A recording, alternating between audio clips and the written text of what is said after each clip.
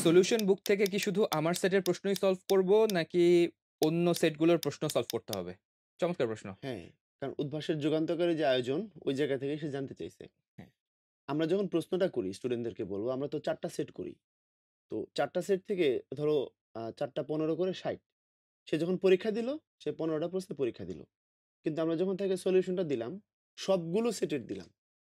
ধরা যাক তাহার এই পড়ে মনে এই কবিতার উপরে তার পরীক্ষাটা হইছে। তো এই কবিতা থেকে আমি সব মিলে ৬০ টা প্রশ্ন করলাম। 60 কোয়েশ্চেনস। তো ওই টপিকের আর তেমন কিছু বাকি থাকার কথা না। এখন উইকলি সলিউশনে স্টুডেন্ট যেটা করবে, তার যে সেট ছিল ওটা সে পড়বে। আর যেগুলো অতিরিক্ত প্রশ্ন আছে, যেগুলোতে হয়তো অন্যরা পরীক্ষা দিছে, কারণ সেটগুলো তো ইউনিক হয়। অর্থাৎ সমস্ত প্রশ্নের সলিউশন সে পড়বে। এটা হচ্ছে তার কাজ। আর প্রশ্নের সলিউশন কেন দরকারি? আমি যা জানি এবং আমি যা জানি না, সমস্ত জিনিস কিন্তু এই প্রশ্নগুলো সলভ করার মাধ্যমে আমরা শিখতে পারি। আবার প্রতিদিন যে প্র্যাকটিস এক্সামগুলো হয়, যতবার সে ইচ্ছা করবে ততবার সে দিতে পারবে। সো প্রতিদিনের প্র্যাকটিস এক্সাম, ডেইলি এবং উইকলি গুলোর যে সলিউশন বুকটা তার সামনে যায়, এগুলো হচ্ছে তার সমস্ত কোর্সের এসেন্স এর মতো। টপিক পড়ানো হচ্ছে, ডেইলিতে প্রশ্ন হচ্ছে, উইকলিতে প্রশ্ন হচ্ছে। সব জায়গার সলিউশন তার সামনে এসে একবারে হাজির হচ্ছে। এবং ওইটাকে যদি সে খুব প্রপারলি হৃদয়ঙ্গম করে, আমার মনে হয় না তার আত্মবিশ্বাসের আর কোনো ঘাটতি থাকে।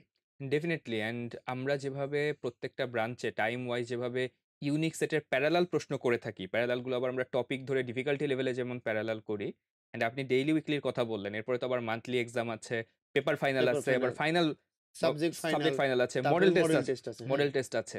তো এমন অবস্থা ভাইয়া আপনার বাংলা টিম, আমার জিকের টিম বা ইংলিশ টিমের ক্ষেত্রেও প্রযোজ্য যে লাস্টে যেয়ে আমরা কোন লাইন থেকে প্রশ্ন করতে হবে আর আ প্রশ্ন খুঁজে পাই খুঁজে না। পাচ্ছি না। কারণ হ্যাঁ। আমাদের প্রত্যেকটা প্রশ্ন রিপিট হয় না তো। নতুন, নতুন প্রশ্ন। তো স্টুডেন্টরা মাঝে মধ্যে বলে যে, "ভাইয়া এমন প্রশ্ন বইয়ের ভেতর থেকে ডিপ প্রশ্ন আসছে।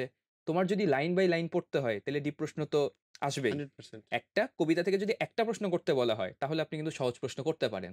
কিন্তু একটা কবিতা থেকে যদি আপনাকে ১০০ টা প্রশ্ন করতে বলা হয় তাইলে ওখানে ২০-৩০ টা প্রশ্ন তো ইন বিটুইন দ্য লাইন হবে।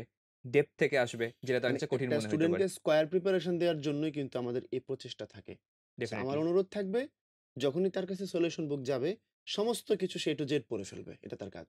অ্যান্ড এই সলিউশন বুক কেউ যদি ভালোমতো কমপ্লিট করে, মানে তার প্রিপারেশন এর আর কোন জায়গায় ১% ও ঘাটতি থাকবে বলে থাকার আমার কথা মনে না, হয় না। থাকার কথা না। কারণ শুরু থেকে সম্ভবই না শেষ সেটা। পর্যন্ত যত রকমের পরীক্ষা হয়, সবগুলোর সলিউশন তার কাছে গেলে, সুতরাং আমি বুঝতে পারি এটা যে ওই টপিকের সবকিছুই তার কাছে চলে আসছে কিন্তু। তো জি, প্রিপারেশনটা তার একদম শতভাগ জায়গায় চলে যাওয়ার মতো একটা ব্যাপার।